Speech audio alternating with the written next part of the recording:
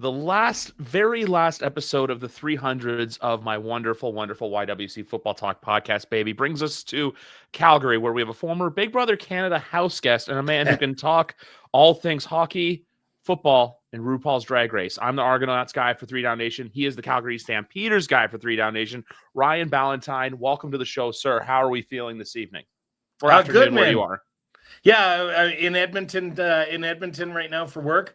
But appreciate you having me on. No problem. Always like to talk CFL. Obviously, look, we do it all here. We do CFL, NFL. We kind of blend all the babies together, as weird as that sounds. But wanted to talk more or less about your team because of last week, because we're right now in the thick of the season. Was that about as get right of a game as the Calgary Stampeders could have had at the most perfect time last Saturday? You like to hope so. We'll find out this weekend. I mean, from Labor Day onwards, they've really kind of struggled to put together any kind of defensive performance that was their hallmark in the first half of the season. Since kind of Jalen Hutchings went down, and then Flo went down there, Florian Ormalade went down the next game, and since Flo's been out, even though Hutchings has been back, they've really struggled to get pressure on the quarterback. Last week, they traded for Lorenzo Malden to get pressure on the quarterback. Last week Malden was out, but they were able to get to Bo, and Bo, not being as mobile a quarterback as some of the other ones in the league, kind of was feeling that pressure. And what that did was allow the Stampeders defense to do what they'd been doing in the first half of the season, which is shut down teams offensively and really kind of get right on the other side of the football as well, because it's all connected. You can play good defense and have the offense build off of that. It doesn't always happen, like if you're in an Ottawa uniform, but if you're in a good, if you're in your defense is really humming, then the offense gets going. Or if the offense is really going, then that drives the defense to be better, and special teams are involved in there. But when both units are struggling, nobody's picking each other up, and then you end up losing a couple games in a row. Yeah, I feel like the big thing too with Calgary, and you nailed it on the head perfectly, because I even noticed it from the jump. Like when I thought week one, because I'll be honest with you, going into the year, I was not sure where this team was going to be. I thought it was like a last dance hurrah. Dave completely rehauled the staff, new quarterback, what's going to go on. And then week one, I'm like, I was trying to figure out, was Calgary getting better, or was it more of just like Hamilton status quo, which we've quickly learned Hamilton's had a really good year. And then week two, seeing them up close and personal, Reggie Begelton goes down with the injury, but they still just find a way to do it. I feel like that's the bread and butter of a Dave Dickinson team, is just that they will find a way in the ugliest of times. And what I mean by that is more or less like when you don't think they're going to. Like last week, I was waxing poetically for people to take Hamilton -2.5. I was saying bump the number up 3, 4, 5, 6. This is a game for Hamilton. They want to lock down number one, and we'll see what happens. Unfortunately, that's not what happened. So they just kept trucking along, and then Calgary basically said, hey, remember us week one? Well, it's week 19 now, and we're going to come into your building and just politely put the belt to your bottom. But the big thing, is you're right. Because I looked at them the game against Montreal, where I was like, oh, hey, this is Calgary's spot to get right. Nope, Davis Alexander came back. Oh, this here, there. That's why I say the get right portion of it, because right now when you look at the CFL as a whole, you have pretty much a handful of teams, and one of them is going to be on the outside. That's the thing right now, because after last week, I keep saying it, but man, Pandora's box of chaos is really what makes this CFL season special. And she is open. Well, yeah, and I think there's a scenario right now, depending on the way the rest of the season plays out, that 4 West teams could be 9-9. The way the math checks out is everybody but Saskatchewan could all be 9-9. And then in that scenario, the Bombers miss the playoffs. Which would be something. Would be something. You're right. I think it's kind of crazy, because the way the tiebreakers work out is, if it ends up with all 4 teams at 9-9, the Bombers would be out of the playoffs. Calgary, who going into Labor Day seemed like a lock for a home playoff game would actually be the crossover team, and Edmonton would finish third and play in BC for that first playoff matchup, because Edmonton would have the season series over Calgary. So yeah, the way it could shake out in the West is you might have 4 9-9 teams. Now, I'm not anticipating that, You but want it deep down, though. You want you it. kind I mean, I think you love the idea that a 500 team in the CFL misses the playoffs, right? After all the shit the CFL takes, I can curse on this show, right? Absolutely. Okay. After all the grief the CFL takes, about 6 out of 9 teams make it. If you have a team that's 500 that doesn't get in, I think that's good for the league from a Yep. parity standpoint and from a reputational standpoint.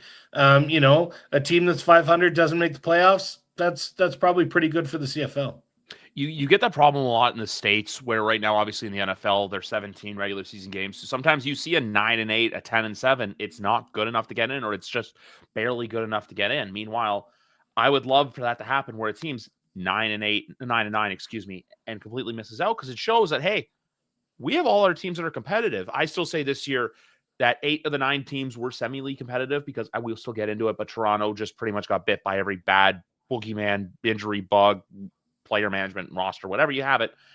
But when you have this many teams left still vying for spots, the fact that you're going to have one team on the outside looking in where they know, hey, we could be there, or we're not there because of our own wrongdoing. Mm-hmm. Yeah. It speaks volumes of the leagues in a great, great direction. Well, I mean, if Edmonton is ultimately the team that doesn't make it, which I think is looking more and more likely considering their remaining schedule, if Edmonton's the team that doesn't make it, they played great football down the stretch, and going into next season, you're going to be anticipating that they play much better, and will be competitive. You've got the fall off of Winnipeg this year, which is great. You have Toronto, which, I mean, thankfully they're not in the playoffs, so somebody will win a Grey Cup. Because we know if Toronto gets there, they win. Their winning percentage in the Grey Cup is ridiculous by comparison to everybody else. Like, I think it's stupid high. And as a Stampeders fan who watched his team lose many of those Grey Cup games against the Argos, you just wondered, how is it possible that they just win all of them that they're in? It's no matter what quality team they had getting in there, they'd take one home. So, I mean, the idea of Toronto not being in it, and on top of that, the idea that Winnipeg might not be in it. I mean, I think that's great. That you're going to have a new West Division champion potentially, and you're going to have an East Division team that's trying to kind of either Hamilton chasing that elusive Grey Cup that they haven't won in so long, or you've got Montreal trying to kind of resurge and get back to prominence in the East Division. I think it's great. So 1982 was the last time Toronto lost. So 43 years it's been since the Argonauts have lost the Grey Cup. So you fucking cut it out. So I want to talk about Hamilton for a second, just because you bring it up, and like obviously it's been 26 years. There's two sides to this for me. There's the side of like, because I'll be also transparent with you. Before I started getting into the league, I was always more NFL guy. Like, just that's how I was raised, upbringing. But ever since I've been brought into the world of covering the CFL, just I love the fact now that I get football 9 months out of the year. That's how I look at it. From basically the end of May all the way through to that second Sunday in February, I get to watch football. But with Hamilton, though, there's two sides to the story of what I was going before. There's the Argonaut side of me saying, like, hey, you know what? They rub their nose in everything Toronto does bad, and it's just the same thing too, where Toronto then can do the same thing to them, where it's like, hey, we may miss the playoffs, but you still haven't won your Grey Cup. But then there's the side of me that I know the story, and this is where I put my reporter hat on. That's why this is why I like the fact that I cover the CFL, is the fact that, the switch. Because I'll be honest with you, if I was an NFL reporter, that switch would not get turned on, and I'd be like that awkward kid in the room where it's just like, yeah, you did great. Like, how did you feel? But then if in the CFL room, it's easy to flip that switch on, and like when you have to talk to players, coaches, etc. But so when I flip that switch on for Hamilton, I realized the magnitude of not just the 26-year drought, but what's gone on behind the scenes and the unfortunate tragedy with Ted Gavaya. That it's just the story of culmination of it all, would just be an emotional powder keg waiting to explode there in Southern Ontario and Hamilton. Yeah, I mean, I don't want to be the team that beats Hamilton unless we have to be, as a Calgary fan. You know, like if Hamilton's gonna lose, you know, I'd rather it not be Calgary that does that to them, unless it's in the Grey Cup or Calgary crosses over and they face them in a playoff game. Of course, I'm going to be rooting for Calgary to win. But you're right. I think it's unfortunate. You've kind of got these long suffering Hamilton fans that have gone now 2 generations without a Grey Cup, and yet still support their team, still show up. And you do have a little bit of that win one for Ted mentality. He put them together. He got them to be the contender that they are, and how great would it be for his legacy to have, you know, his final year be the year that they finally end this Grey Cup drought. I mean, all of that. You know, the emotional storyline of that is fantastic. If Calgary is not in the Grey Cup game and Hamilton is, I'll be rooting for Hamilton. Of course I will be. I mean, not the least of which because that means I'll be rooting against BC, Saskatchewan, Edmonton, or Winnipeg, whichever team shuffles out of the West to face Hamilton in the East. Or, you know, I think I'd love the opportunity to root for Bo Levi Mitchell to get another Grey Cup ring. I think there would be a nice synergy to that as well. So, you know, I think if your team's not in the Grey Cup game and Hamilton is, and you're not rooting for Hamilton, I think there's something wrong with you as a football fan. So even though right now, like I will show you the hoodie I'm wearing, you recognize the logo. I could still root for Hamilton in that sense where, like I said, I know what it means. And even though one of their fans has blocked me, even though I've never had an interaction with them in my life, that's another story for another day. But I just know what the overall cause of it would be. It's borderline like what I experienced with, I don't know if you can see this flag right here, but obviously that drought's much longer, but still, you know what it's still the same sort of thing where they've been waiting, they've been loyal, they've been patient. There's been some really lean years. There's been some years where they've gotten super close. I just think this year has a different ring to it. You know, that's why I say the emotional powder keg. I think this year has a different ring to where if they can actually do the thing and win the Grey Cup, they can. But there's also a world of chaos that I love, and that would be Winnipeg getting the crossover spot and being the visitors against Saskatchewan in their own building in the Grey Cup. That would be that's the ultimate chaos that I'm rooting for. For as much as I'd like to see Hamilton, that one would just be funny. Yeah, I think we've tossed that one around a couple times. Every time there's a West Grey Cup, we ask about if the West crossover team gets the berth. And I think the CFL's come out and said they wouldn't make a team move out of their own dressing room. They'd still get their home dressing room if they were there. But you know, yeah, every Grey Cup game is a good one. Honestly, there's never a bad Grey Cup game. I don't care if the game itself doesn't live up to the hype. There's not a bad Grey Cup game because at the end of the day, you get to enjoy, you know, championship football and you can pick a team and there's always a compelling reason to root for or against one of the teams in the game. And the league is small enough that happens. I mean, I'm an NFL fan too, right? Would I kill to see, you know, the Dallas Cowboys get to the Super Bowl again and you know, kind of revitalize the franchise beyond just, you know, that? Yes. Do I know as a Cowboys fan that that's not going to happen until after Jerry Jones dies? Yes.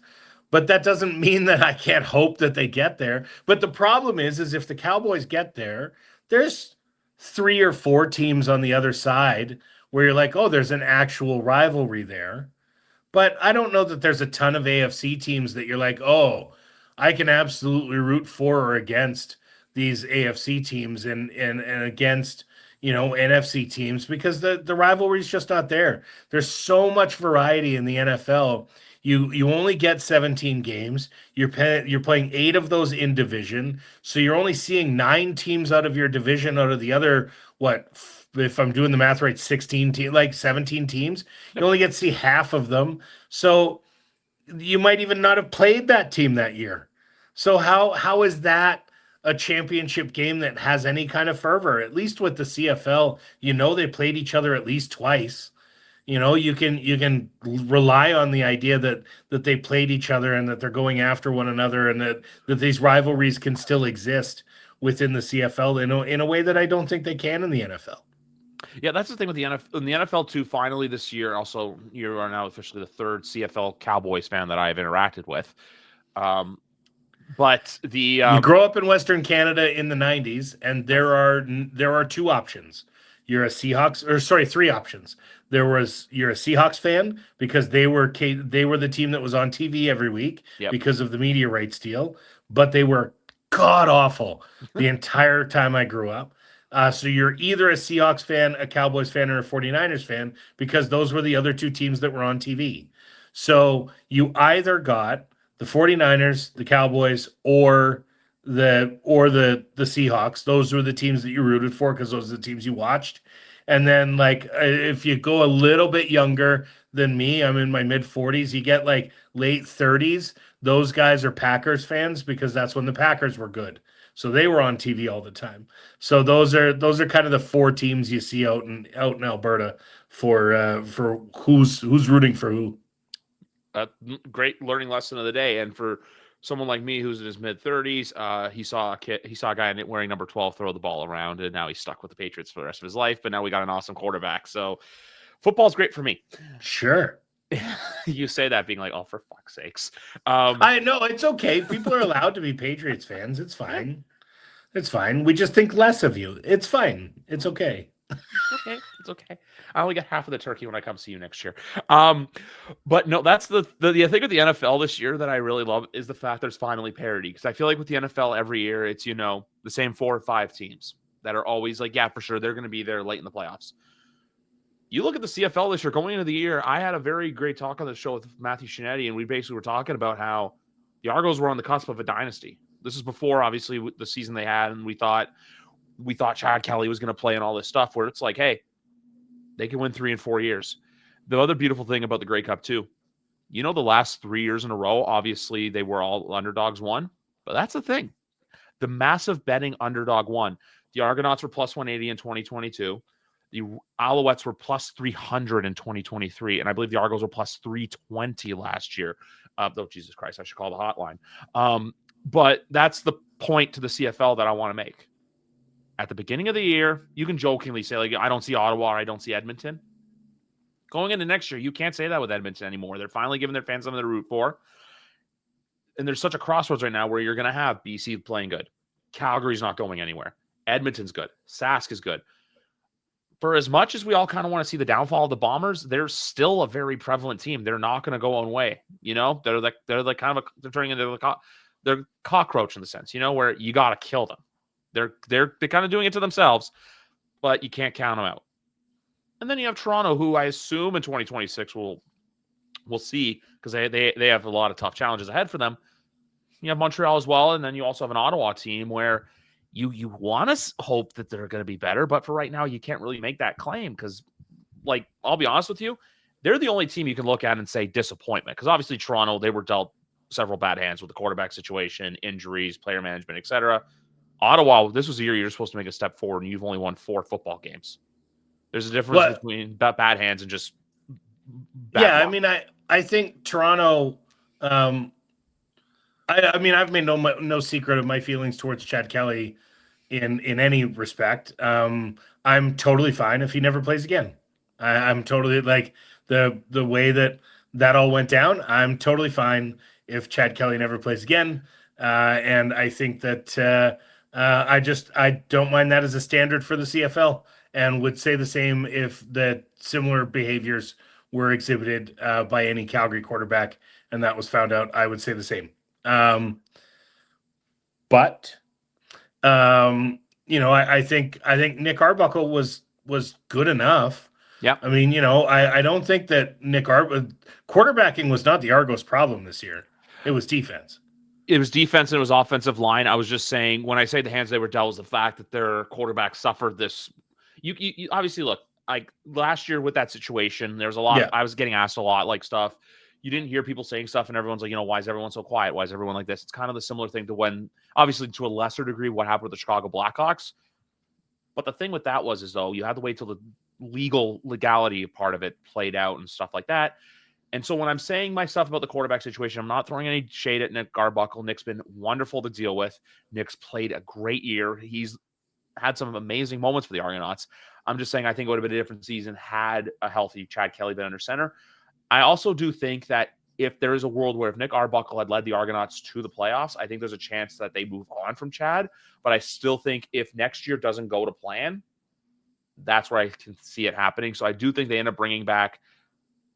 They do have a room of Chad or Nick, unless he's under contract still, right? He's got one more year. Him and Zach. Yeah, so he'll be there. I think. Yeah. Well, I mean, I assume he'll be there to start the year. I don't know. I don't know the particulars of his injury situation or what's going on and why he hasn't been around the team. But I mean, he's been around the team. He's just been very behind the shadows of the team. Right. Maybe not the best place to put him. But it's just more or less the whole. Sorry, and I know you're an Argo reporter, so I don't want to. These are obviously my thoughts, not yours. But yeah, I don't. I mean, like I said, I'd be totally fine if he just wasn't. I'd be fine if there were no Chad Kelly anymore in the CFL, and I'm fine with that. From a league perspective, I think that would have been the right choice for them to make at the time. The fact that they didn't was troublesome, and I understand that there are going to now be people in your mentions who come at you because of my take on it, and I apologize for that. But I think outside the market, I think you have to just look at what's good for the league, and I don't know that he's good for the league and just based on the fact that this is a repeated cycle of behavior that hasn't changed from when he was in college. When he was in college, he was the guy nobody wanted around. Then he came up here and, did whatever he did. And again, the details have never come out, but, the accusations were made and things were settled and everything. And he took his suspension. But I just, the way he's handled the situation was never with any real contrition or admission of anything beyond just kind of, look at me, and then posting that comeback video when he's not coming back and things like that. I'm just like, maybe this guy isn't best for our league when you're trying to get a reputation when you're trying to get a good reputation, this guy doing this kind of stuff isn't the best, I think, for the league in general. The comeback video I didn't have a problem with just because it was at the time he was coming off the 6 game. What I had a problem with was his apology that he slipped under late on the Friday night, the night before the Edmonton game last month. I thought you should come out immediately, and also to the fact he did it because of the team's bye week. It's not going to get as much attention as it was there, but apparently it wasn't well received within the doors. I haven't asked anyone. That's just what our wonderful colleague Justin Dunk has relayed back to us. I think it was when he was down there for the Bills announcement and stuff like that. Right. But no, that's the thing I had a problem with. He was also on Labor Day one of the more vocal people in the tunnel, because I know from people there's a lot of people in the CFL, especially in Hamilton, who just do not like the man, and I feel like that was just his emotional way of letting it out. He didn't say I'm not going to repeat what he said. I also don't really vividly remember. I remember what Jake Herzl said because I have that on video. But there is a subsection of CFL fans. I know, there's Hamilton fans. There's one Hamilton fan in particular who did, like I said, never interacted with him, but he said something about when the injury happened that I just like or hate a person. You don't wish an injury on anybody. You don't do that. But with him, I just feel like they're going to try to make it work next year because of the contract. But I think if it doesn't work out, or if he does slip up again, that's it. It's sayonara. It's goodbye. There's no more. I don't think there's any more. Oh, I'm sorry. Oh, this, or you learn from this. No, I do think if there's another slip up, if there's another thing, we'll see. But I also do think with the whole coming back and stuff, I think the Argos roles, he's cautiously optimistic that he was going to play, because you know how it was. Oh, he's going to be ready for camp. He's going to miss a few weeks. He's going to be back after the bye. Oh, he's on the 6th game. I think it was just more or less, it was always going to be a year recovery. I just think they wanted to paint the picture a little bit better, in my opinion, of he's going to come back. But like I said, too, they're going to try to make it work for 2026. And there's a world where, look, he will have gone 18 months without playing a football game. He very well could come out and not be the same player he was in 2023, or even what we saw in the brief window of 2024. Just one of those things where you just, there are I'm a believer in second chances to a degree. Mm-hmm. I would suggest that he's had more than his fair share of chances. And at some point, I'm fully comfortable moving on, because if he does come back next year and light the world on fire, and then we're spending a year of positive coverage. I said the same thing when Andrew Harris got popped for steroids. You know, I said it's a double standard. Yeah, I said I don't like the idea when we were in the press box that night when he won MVP. I said, I'm not voting for a guy that got popped for steroids this season as the league, as the MVP. I'm not doing it. And people are like, well, but, and I said, I don't give a shit. You don't get to get popped for steroids. I'm saying that out loud, knowing that he was suspended for a violation of the steroid policy. He claims it was an illicit substance within or an unmarked substance within a supplement that he didn't know he was taking, and he said he was going to get that supplement tested and provide the proof, which has never been provided. At that point, okay, well then you were suspended for steroids. So I would never vote for Andrew Harris again. You know, I'd never vote for him for a league award or anything else because he got popped. And those are kind of standards that I think it's okay to stand by. And I think fans sometimes forget when a guy's doing well on a football field. You know, they made a documentary about Andrew Harris, you know, and how great a football player he was, and just kind of, you know, glossed over the idea of him being popped for steroids late in his career. And in his best years, he was caught. And so those kind of things, you know, you don't get that chance again. You don't get to be the man and also be the guy that cheated like that. Yeah, and it's the same sort of thing with him, where it's like you can be back to being a great football player, but like I said, there's always a large contingent of CFL fans, which includes you. And when I say this about Chad, I do not condone what he did. I don't of course that of or course. anything like that. No, I don't think anybody does. I also kept tight-lipped on the situation just because, like I said, I didn't know what was going on. People were making up false claims. Not false claims. People thought they knew and stuff like that. It's kind of like how I said the Blackhawks stuff, how a lot of the reporters were silent on that, or even to a lesser extent, what just happened with the Hockey Canada stuff, which obviously those are dark holes we don't have to go down. Yeah. But when there's legal processes involved, if you are caught saying the wrong thing or spreading misinformation, that's another can of worms that opens up that I don't think anyone wants to get involved with. So absolutely, with him next year, if he were to come back, replicate that 2023 season, which I don't think would happen, just because I think what he did in 2023, that was basically one of the most perfect teams to never win a Grey Cup since the 1989. I believe it was Saskatchewan Roughriders or Edmonton. Edmonton, because Saskatchewan won in 89. Saskatchewan beat Edmonton to get to the Grey Cup that year. Yeah, 16-2.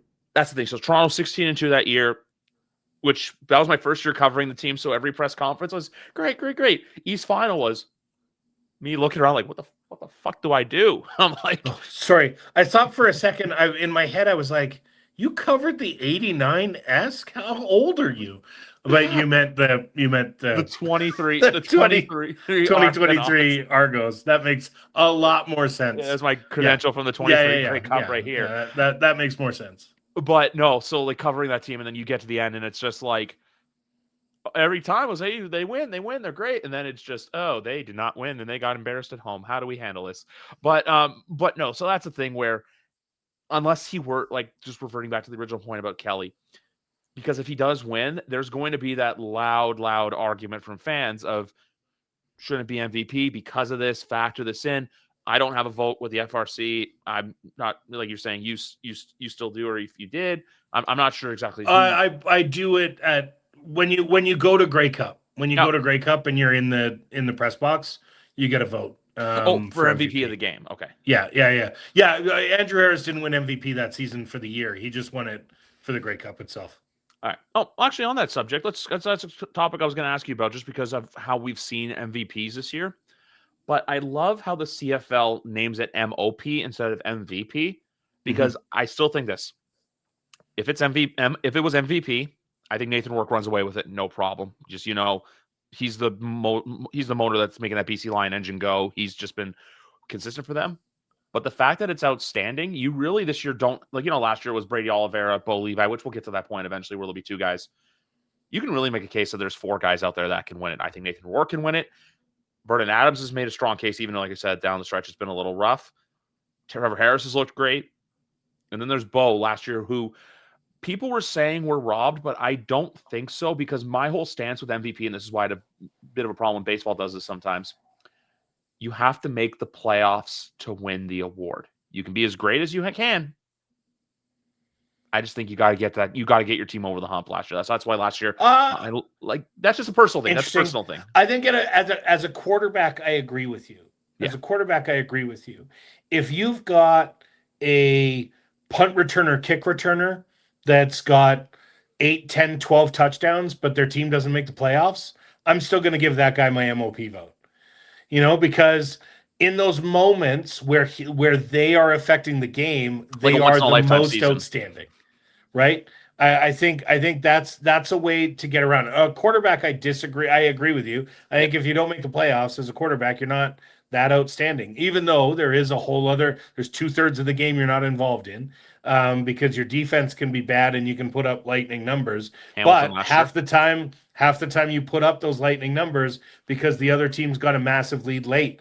Bo Levi Mitchell passed for 300 yards twice against Calgary, and I don't think anyone looked at those games and went, Bo had a good game.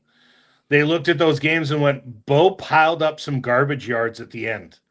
I think in both games he was at or around 100 yards at halftime, and so and at or around 175 in at the end of the third quarter, and then in the fourth quarter just got some massive yards. That was in week both one. Games. That was week one, and I think it was last week as well. I thought he really kind of went off in the fourth quarter and got some big yards. In a way that he hadn't the rest of the game. And so, does his number of 300 yards look good? Yeah, sure. But I don't think anybody thinks that Bo Levi Mitchell played well in either of the games against Calgary this year. So I think it's a very, it is an interesting award to wait. I think it's Nathan Rourke. I don't think anybody's going to, I don't know anybody that would vote for anybody that's not Nathan Rourke right now. Somebody's going to come out of the East, and whoever it is going to be there. But I think Nathan Rourke is going to run away with it from a first place standpoint. He's just been so good in this back half of the season when it really matters. And he was good before, but he wasn't as good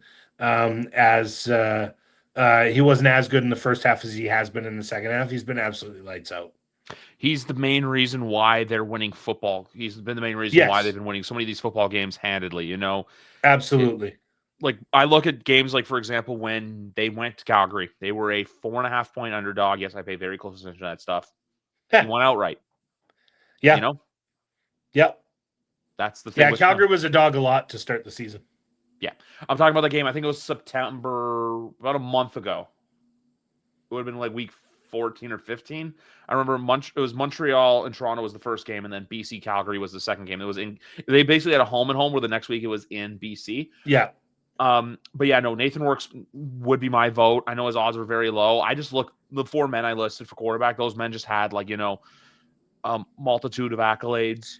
They've had good seasons, but I wouldn't say that Vernon's been better than Nathan Rourke this year.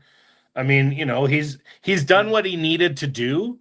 And it's been very interesting, and I've written that a couple times, because Vernon this year has not been the Vernon that they had last year. Last year, Vernon was throwing for 400 yards a game, and moving the BC Lions up and down the field without hesitation. And this year, Vernon will have 2 65-yard passes in a game and blow the game wide open, and the Stamps will win a bunch. And you'll look at his number at the end, and he's only got 285 yards.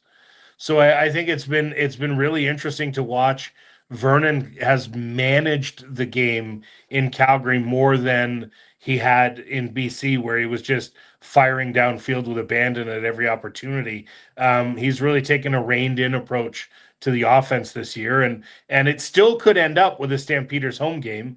I mean, BC does have Saskatchewan, albeit resting starters, and Edmonton. If Edmonton wins this week, Calgary controls their own fate as to whether or not they host a West playoff game. So, yeah, I think it's interesting, but I think um, the the fact that Rourke is Canadian gets him further down the road in any MOP conversation It's brownie than points. anybody else. Yeah. The idea that a Canadian is the best player in Canada, there's definitely some feeling to that, just like there was when Andrew Harris was, taking steroids and running for a bunch of yards, just like when John Cornish was running for a bunch of yards. There's a feeling of wanting to give it to a Canadian if you have the opportunity, I think, a lot among a lot of the CFL media. 100% agree. The only award, I don't have a problem with this award. I just feel like the way they give the winner, because I love how NFL does Coach of the Year, where it always goes, that surprise candidate that you didn't see coming. And then he has a great year and just leads his team to great success. But with the CFL, it's always given to the best coach. Like, I still make the argument. Not always. I know, not the best coach, but I make the argument that Ryan did what he wanted in 2023. But I think the coaching job he did in 2024, getting the Argonauts to where they were, obviously with Chad being suspended and how the team still managed to stay afloat, I still think that was a greater coaching job than what he did there. So, when I look at this year's Coach of the Year, I still think probably it's going to go to Corey Mace. You can still make a solid argument. It should go to Corey Mace. You can make a great argument for Dave Dickinson getting it. You can make a great argument for Buck Pierce getting it. Help. Mark Killam's really shown over the last. My work phone's ringing upstairs, but it's after hours. My God, that brings distracting. But you basically can make an argument that there's a lot of coaches out there that win it. I would say Jason Moss, but I still agree with certain aspects of how they handle the Alexander injury and the fact there was such a fall off from when he's starting to versus when he's not. I wouldn't go that route. But ultimately this year, I would say Corey Mace, but I still think there's a lot of guys out there where if they looked at that same criteria where it was, the coach who not met expectations, but the coach who exceeded their expectations, I think it goes a little bit differently. Yeah, I think the 4-game losing streak might have cost Dave Dickinson his shot at that award. I think it does go to Corey Mace, but a lot of it is about what did you do this year versus last year? Are you substantially better this year than you were last year? And if not, you're not really in the running. So when you look at Ryan Dinwiddie, 16-2, yep. And even though, yes, Chad Kelly fell off, was suspended, there was still a substantial amount of talent on that team, one of the most talented teams in the league. And so he probably should have been better than he was.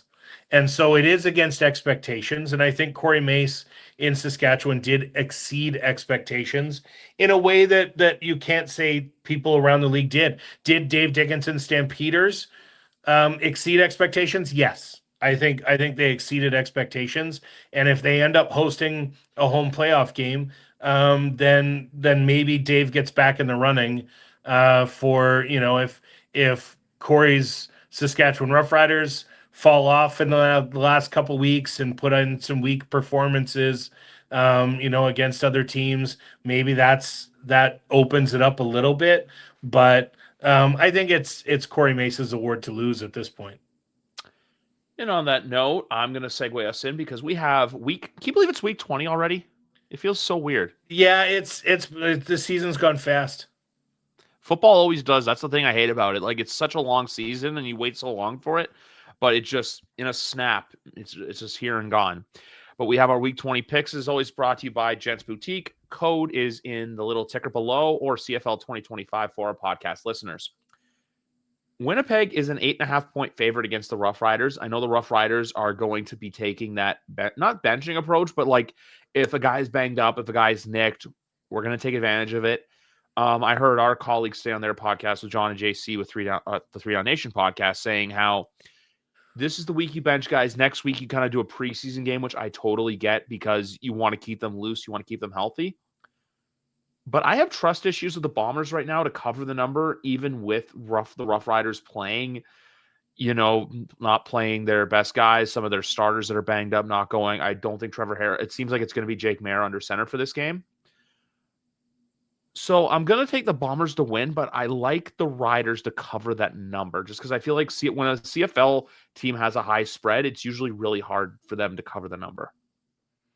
I would have thought that last week with 13.5 points from Montreal, but I was a little disappointed to see Ottawa not get there. I still think Corey Mace will have... Here's the problem with Jake Maier. Jake Maier... Oh, you will know about that.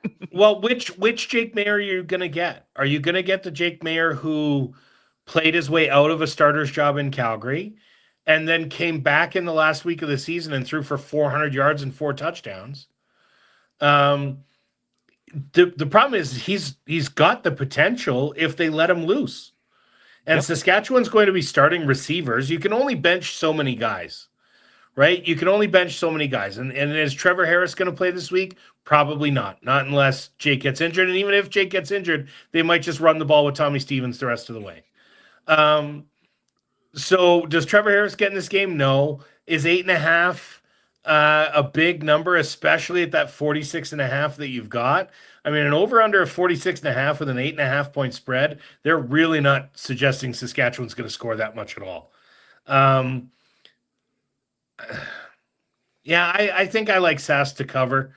I like Sask to cover. I think if they just let Jake go out and be Jake, he'll have time and he'll make some throws. The throws are there against Winnipeg. We've seen it all year. Yeah.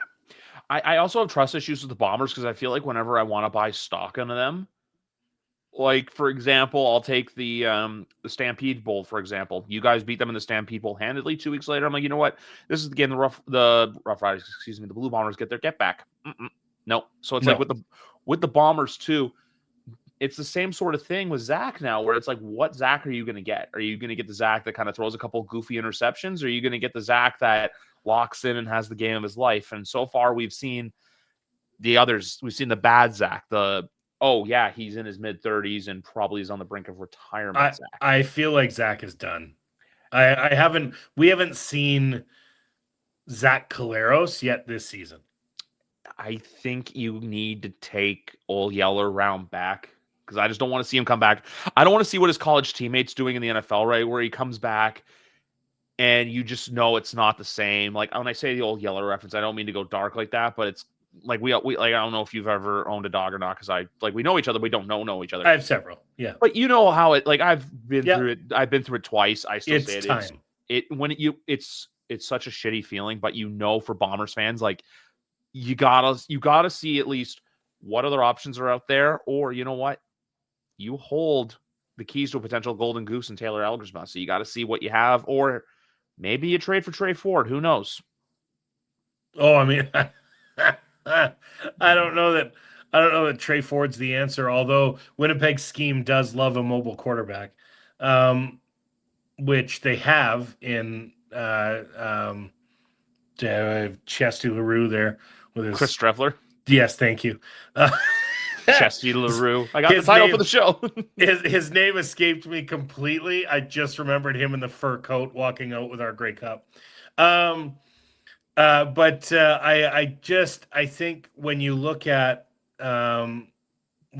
Zach, you wonder if this isn't one season too far, and you maybe wonder if I understand Drew Brown's had durability issues, but maybe if the decision shouldn't have been made 2 years ago, and had Zach go in favor of Drew Brown, maybe you're not looking at participation ribbons from the Grey Cup, and maybe you're looking at rings.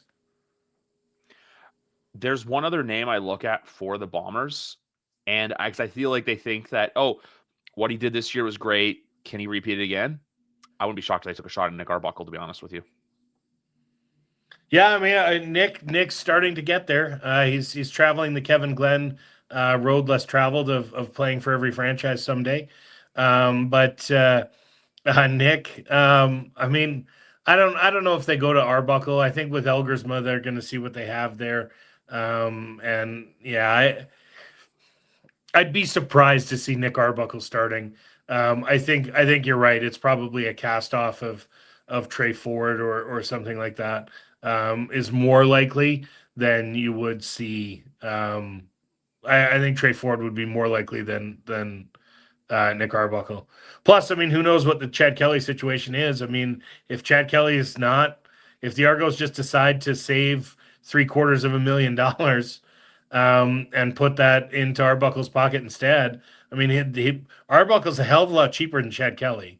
And when you're talking about a CFL salary cap that still isn't that high, when you look at the difference between Nick Arbuckle, who's probably making, not much more than three, I imagine. That's a lot of money you can spend elsewhere on the roster, and from a downgrade perspective, if you decide to cut Chad Kelly, I don't know that anybody else picks him up in the offseason. I mean, does anybody look at that guy and go, yeah, he's the guy we want to give the keys to our kingdom to? Probably not at this point. Well, considering too, there's only really going to be two teams in need of a quarterback going into 2026, unless unless like a Trevor Harris or a Bo Levi Mitchell retires.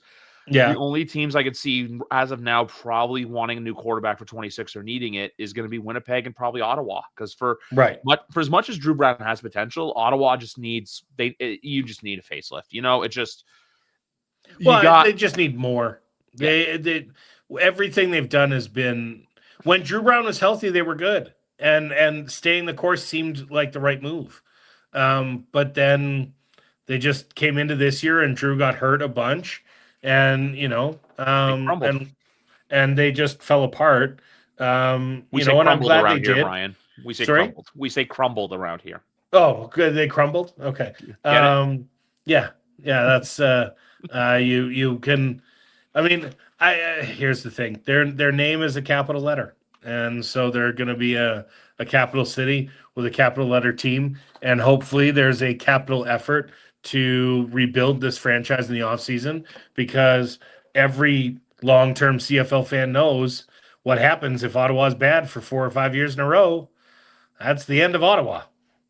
So let's I hope they get a resurgent season. And that they get some sort of comeback next year, whether that's with Drew Brown or somebody else. Next game we got BC taking on Edmonton Friday night. I'm going to keep this short and sweet. I'm rolling with the Lions. I know it's 5.5. I'm rolling with both. I think they win this game. And I don't believe they would lock up the number 2 spot in the West, but when they basically can go from the season they had last year to this year, having the resurgence, having a defensive resurgence. Matthew Betts has really found his game late in the year. Keon Hatcher's been a hell of a receiver for them. James Butler's been great for them. They're finding their stride at the right time, and they really want to show their fans, hey, we want to pack BC Place again in 2 weeks. So I think they take care of business Friday night. And for Edmonton, though, I will say this. They're the team this year going into the offseason that everyone's talking about, where it's like, guys, no disappointment. We're coming back. I'm excited to have Hoskins back on here to talk about his Elks as well, because it's positive time in Edmonton. It's just for right now, the Lions are roaring really loud, and I think it's going to be really hard to quiet. I'm going to take the Elks outright. I'm going to take the Elks to win. Professor Chaos over here. Well, here's the thing. Calgary can't get a home playoff game unless BC loses one of their last 2. Fair. And BC cannot clinch this weekend unless Calgary also loses. So Calgary has to lose. I think Winnipeg would have to lose. And because otherwise the tiebreakers all still work out. So I think Calgary would have to lose and Winnipeg would have to lose in order for BC to clinch with a win. So I think in that vein, I'd like to see the Elks win. If just to give a little more oomph to the last week of the season. Like let's make the last week of the season mean something, beyond seeding. So give me a win. Give me a win for Edmonton this week to continue the chaos of these West Division playoffs. And yeah, give me an Edmonton win. Excuse me. You're good. You're good. And then Saturday afternoon, Ottawa, Montreal. I'm doing the same thing. I took Montreal minus 13.5 last weekend. I'm taking Montreal minus 10.5 this weekend because if you can't hear that in the background, it's a U-Haul truck door slamming shut because that's pretty much where I feel like Ottawa is. It's just, you know what? Hey, get through these last 2 games. Don't get anyone significantly hurt. Yeah. They just, it's just We're like not going to fire you yet. No, it's going to be Saturday, October 25th or Sunday, the 26th. We're going to call, we're going to call them in the office like Joe Pesci and Goodfellas and just, when your back's turned, we're just going to pop you in the back of the head. But I'd like to see the Red Blacks be good just because, I know it's good for them. And also, like we say, the longer it goes on, it's just the rumblings of will OSEG really continue to invest in this team goes away. They're getting a new arena in Ottawa for the junior team, so now they will no longer be playing above the hockey team. And as well, they're going to be losing significant attendance. So that 2026, they have to have a good year so that you don't have a 14,000-seat stadium not even being packed full because that is when the flags go up for that team.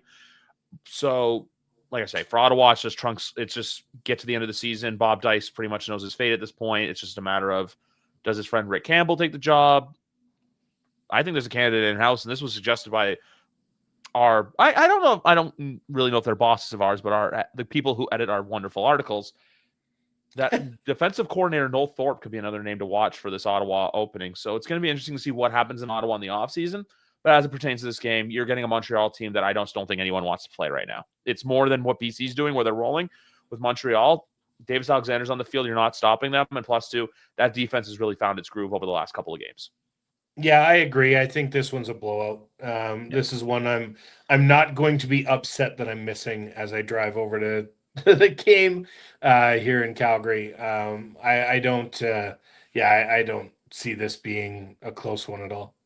Yeah, neither do I. And then we end with our game Saturday night. Toronto going to Calgary. Toronto's going to be the first team to finish their regular season as they are on. Yeah, I don't even want to call it the bye week next week. They just finished their season this Saturday, and then next week they just.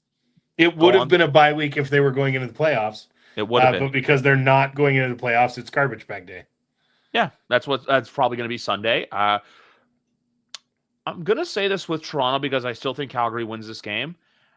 We saw what Toronto was able to do last week against Sask, and I still think they kind of bring that same sort of energy because I've never seen a Ryan Dinwiddie team just flat out quit or just have a no-show. They've had some games this year where they've just got run off the field. That happens in football to every single team. I still think this is like the first game we talked about. Toronto covers the 9.5, but they lose like a 28-21 or like a 28-20, where Calgary's obviously the superior team. Calgary's getting tuned up for the playoffs. For Toronto, they just want to have a good last effort before they go away. And something I mentioned in my article last week, and I want to talk to the team about this after the game. Is there a little added pressure to do well in this game because next year they hope that their season ends in this exact same building? I see it opposite. I see the opposite. I see this as a team that has had their coach all season say that they were pretenders, that they're not trying hard enough, that they're not giving enough effort, that, and I think that there could be some of that give up. Knowing that this is the last game, it doesn't matter. We're not going to the playoffs. Why are we trying against, a team that is Calgary's going to come out and try and beat them up early, hit them hard, make them give up, so that way they can roll to a victory. I see Calgary covering. So I'm more or less going to say it's similar to last Friday, where if the defense holds its own, I think this can be like a 1-score game. If the defense plays like the defense that we've seen from time to time this year and allows some big plays to happen, that's where they run into trouble. Because I don't expect much from this Toronto offense. You're going to see probably all 3 quarterbacks again between Jarrett Daggy, Tucker Horn, Max Duggan. You're going to see a mix of the 3 of them because I still think for a lot of these guys, not that it's an audition, but it's kind of a, hey, bring me back to camp for 2026. And I only say that just because we all know in football, it's the cruel nature of the beast where roster spots aren't guaranteed only for like a handful of guys. Like we know that next year, like who the main guys are going to be. There are going to be some guys that are out that are healthy and back. The injury report this week too is littered with guys as well. It's probably going to be a similar roster to last week. My only question for Toronto, it's like you say, what kind of fight. I feel like when I say the part about that they've shown fight, it's because Ryan Dinwiddie's trying to instill that in them. But it's really, what do the players do? Because if the players come out and look flat, I'm not saying it's going to be a bad impression, but you kind of wanted to give your fans that one last hurrah before, I don't want to say a tumultuous offseason ahead, but it's really going to be a rocky road considering they got to sell a lot of players on, hey, we're homeless for the first 2 months of next season.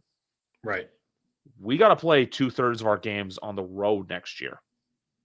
And we're not going to be home until probably, I would say, at the earliest, late July, early August, just because I know the July-August long weekend is Carabana in Toronto, and usually the Argonauts, they get kicked out of their practice facility. They're usually on the road at that point. So, and for me, it's going to be basically, I've been saying this all off the season, where it's like, I'm the Adam Silver meme, where it's like, get ready to learn Zoom, buddy, where it's just like me on Zoom with the team after the game. So for all this, I just think that there's a side to Toronto that wants to show up. It's just depending on, will they? That's the big question here. Will they show up? But also, too, which Vernon Adams shows up? Because like how you're saying, there's some games where he goes out there and he just slings the rock and looks incredible. And then there's some games where he has a couple big chunk change plays, but it's just, besides that, it's not much. So I think it's really about, how does Toronto play as a whole, and are the guys checked out or not? That's the other big question. Yeah, I think it's going to be an interesting game one way or the other. But I think when you look at a team's last playing out the string for real, because I mean, I expect Ryan Dinwiddie's going to get fired in the offseason? No, of course I don't. I don't think that that's going to happen. I don't think that anyone in that Toronto office is in any danger of losing their jobs. And so, yes, you have to impress these coaches coming back to next season. But I think if you play bad on Saturday, is that going to be what decides if Ryan Dinwiddie brings you back next season either? No, I don't think. Everybody always hypes these games up as, oh, you've got to play for next year, and we're really doing that. But I think that's cliche garbage. I think the team knows who of this team they want to bring back next season, and a game Saturday might be able to get you into a conversation, but I don't think it elevates you to, a roster spot if you play bad. Like, I don't think you cost yourself a camp invite if you play badly. And so I think there's going to be that human nature of, let's just get through this. I don't want to spend my off season injured, so am I really going to push it and push the limits? Who's starting at quarterback this week? Because it's not, I mean, you're down to who now? So it's going to be like last week. I believe Jared Daggy is going to be the starter at quarterback. Right.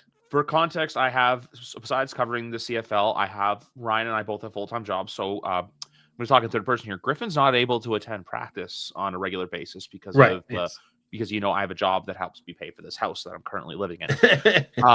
That's not a knock on anyone. It's just saying that, like, hey, No, I think the reality of the 3-down writer is that we're not at practice every day. We're not, we cover these teams based on what we can do. And we're at games and we're making contacts and talking to people, but that doesn't necessarily mean we get down to practice every day. And I don't think that's a surprise to anybody that reads our stuff online, is that we cover the team as well as we possibly can. Because we're glorified fanboys. Yes. But that's just the thing with Toronto, where it's just like, I don't think anyone's going to lose a roster spot this weekend. I just think for a lot of the guys that are going to play that are like bubble, kind of like, the Daggies and the Horns, it's kind of like, that, hey, like, we saw this. Let's see what he can do, like, next season. Like, if there is if the quarterback situation's unknown, because right now it still is. I know everyone's going to say, oh, Chad will be back in 26. For as many good points as you make, we might be 6 months from now and something happens where, he just decides to not play again. Like, look at Enoch Mwamba after the 22 Grey Cup. 23, he didn't play at all. 24, he upped and retired. For all we know, Chad could do the exact same thing. He could up and retire, and just because there still is the mental element for him as well, where if I plant my foot, is my leg going to snap? So that's another conversation for another day. But ultimately with this game, I think it's just about Calgary, staying on their P's and Q's. And for Toronto, just about, hey, let's just get through 60 minutes. No one injured. We want to go into the offseason with a positive note, even if that is a loss. Well, and I think the BC game is going to play a lot of that out as well. because if BC comes out and they beat Edmonton, Calgary has to win to keep pace with BC. However, if BC beats Edmonton, Calgary clinches a playoff spot. And so, does their mentality change a little bit, knowing that they don't have one wrapped up? If Edmonton wins against BC on Friday, well, now there's big time pressure on the Calgary Stampeders, and I think they'll have to come out and go boots on the throat, to secure their own playoff spot and to secure their own future and try and chase down that home playoff game. So I think there's definitely going to be some more enthusiasm for next week in Calgary versus next season in Toronto. So that's how I think that's how I think that game shapes out. Yeah, I think the same way too. Where Toronto right now, like I said, just get through 60 minutes, no one get hurt. Let's just where it's like the whole clean game of football, no one injured. Because you look at next week too, looking at the slate, you have, I would say, even that BC Sask game. There's not a game next week that doesn't have playoff implications on the line one way or another, because there's still a lot of questions. It's Saskatchewan. Does Saskatchewan bring a full lineup? And if they don't, then BC probably rolls over them and secures that second spot if they win this week. I think there's just so much out there. This week heavily plays into what next week is, because if Edmonton loses and they're out, then does Edmonton give a shit when they when they host Calgary in the final week of the season? If Edmonton wins and now they have a shot at a playoff spot by beating Calgary, do they there's so much. I don't even think you can look ahead to next week at all without knowing what this week is going to be, just because of all of the potential scenarios that come out of it, and who starts where, depending on what happens this week.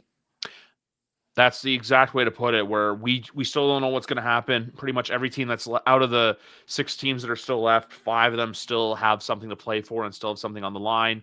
And then the one team I know we've spoken about them, but Hamilton this week, you're pretty much just next week, you're playing.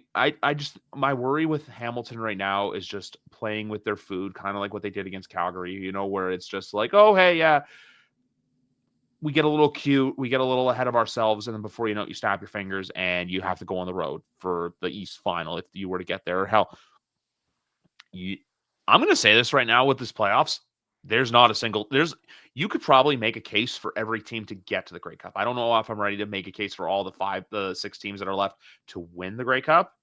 You can definitely make a case for them to get there. So I think the next month of football is going to be wonderful north of the I think any team could legitimately win the Grey Cup this year. I think there's out of I'm saying that of the 7 teams that are left. Yeah. Of the 7 teams that are left, I think any of them could legitimately win the Grey Cup, because Edmonton's been red hot. Calgary was red hot to start the season. They cooled off. Can they get hot again? BC was middle of the pack to start the season. They've started to come together. Winnipeg is that old lion, right? They've just got the claws and teeth are just as sharp if you get close enough to them. And then all of a sudden they find themselves in the Grey Cup. And Montreal, Davis Alexander never lost as a starter. And Hamilton has Bo Levi Mitchell, one of the greatest quarterbacks of all time, playing good football.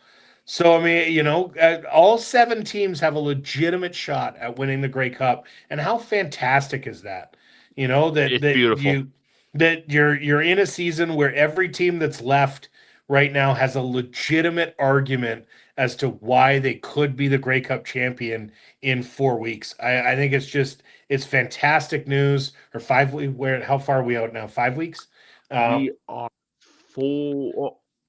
We are about 4.5 weeks. Yeah. Okay. So 4 weeks from now, you could be talking about either team winning the Grey Cup and having a legitimate argument as to why. Because if Edmonton does get there through the West, I mean, look out. I'm still on the hope. I'm still hoping beyond hope that we get an Edmonton Calgary Grey Cup, because that's the dream scenario. Even though it's in Winnipeg, I mean, I would take it again next year too. But I want nothing more than a Battle of Alberta Grey Cup, because the old heads will tell you the reason the Grey Cup is a party is because of the Calgary Stampeders. The Calgary Stampeders started the Grey Cup party. They have they've carried the load as far as being the Grey Cup party. Edmonton is one of the great Grey Cup parties. Anytime you go, Spirit of Edmonton, whether that's Spirit of Edmonton breakfast, where everyone gets drunk at 9 o'clock in the morning and stumbles around for the rest of the day. As far as the team parties go, Stamps House has since they've kind of started their own, yes we can type party. Stamps House has been lights out. Spirit of Edmonton is great. Whatever Regina calls theirs, the land of broken dreams or whatever it is. They're always a great party. But how great would a Battle of Alberta Grey Cup be? I mean, yes, it would be in Winnipeg, which is what it is, but I don't think that I'd love anything more than a Battle of Alberta Grey Cup. The more I've seen on Twitter, the more I've realized that, next Grey Cup I go to, I have to go to that Spirit of Edmonton breakfast. It just looks like you say, it just looks like a fun old time. Yes, the sluice juice pours. But as a reporter, the only way you can really go to that breakfast is if you're on your own time and your team's not in it, because you can't afford to be getting drunk at that time of day and then going to cover the team. Yes, having been to a Spirit of Edmonton breakfast, it is a fantastic time. It's one of the best times. When they're walking or just wandering around, pouring you booze at that time of morning, and it's just open bar for the sluice juice. That's a pretty good time. Well, anyway, Ryan, you and I hope you had as good of a time as I did on this show today, as we're wrapping up 300s here with episode 399. But if people want to get to follow you because they liked you so much today, the floor is yours to tell them, hey, where can we find Ryan on social media? Send all of your Chad Kelly related hate mail to me directly, at BB Ryan on all platforms, whether that be Threads, Instagram, Twitter. Those are the big ones I'm on. I think I'm on Blue Sky, but I'm never on Blue Sky. BB Ryan is how you find me on all social media platforms. If you've got comments you want to send me, don't send them to Griff. Send them to me, because they're my opinions, not his. If you choose to yell at me for them, or your Andrew Harris related hatred, I'm happy to accept that as well. But you can also find me, of course, almost every week. Now I have to say that I missed a game 2 weeks ago. Almost every week you find me on 3 Down Nation covering the Stamps and talking about all things Calgary related there. You're welcome to find me on any and all of those platforms. I welcome your criticisms and encourage you to send them my way. We love to see it. Well, anyway, Ryan, thank you very much for joining us, folks. Week 20 of the CFL season. It's right here. Can you believe it? I can't either. We're going to be at the Grey Cup actually, we won't be at the Grey Cup in 4 weeks, but we as a fan collective of the league, 4 weeks away from the Grey Cup. Chaos is still to happen. It's only a matter of time to figure out who's going to be in the dance to get to the Grey Cup. For Ryan Ballantine, I'm Griff. Guys, episode 400 coming tomorrow night. Have a great night, everyone.